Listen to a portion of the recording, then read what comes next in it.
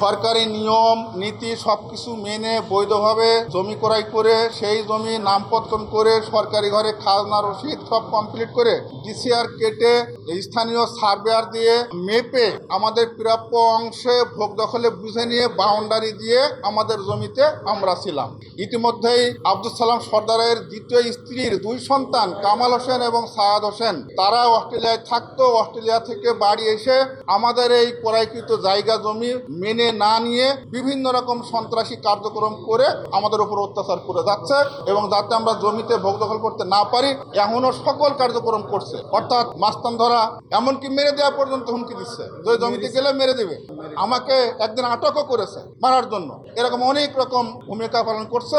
আমি সহ আমরা সবাই এই জমির মালিকেরা আপনাদের মাধ্যমে এর সুন্দর সমাধান চাই এবং আমাদের জমিতে যাতে তারা অবৈধভাবে অনুপ্রবেশ করতে না পারে সেই জন্য আপনাদের মাধ্যমে প্রতিকার চাই।